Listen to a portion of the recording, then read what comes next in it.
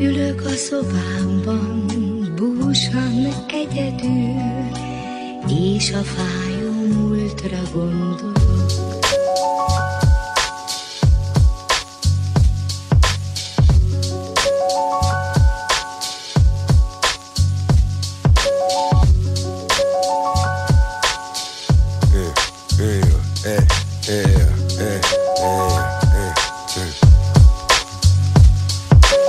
Szeretném a homokórát megállítani, szeretném az emlékeim elfelejteni, de a homokóra csak pereg, így hát kedves, tovább szenvedek.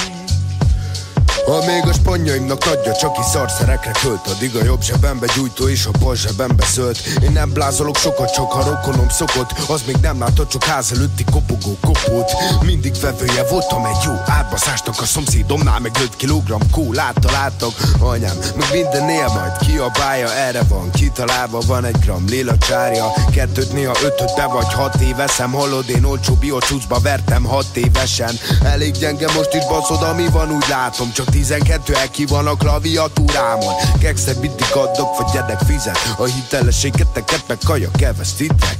A képetek az Instagramban szerkesztitek, de azt nem tudják kibontani a mentes vizet.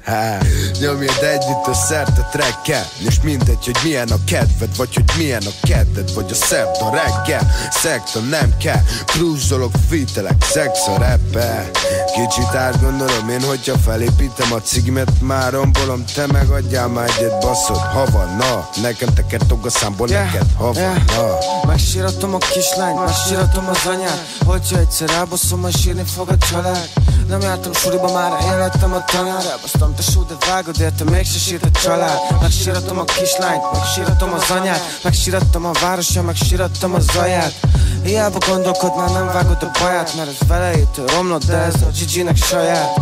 Túlkamú tesó, a tiétek nem legit, lecsípek egy kicsit, mert ingyen senki sem segít. 19-re is lapot húztam, 3 az istenit. Ha 3-ot vennék tőled, az se adnak ki egy telit.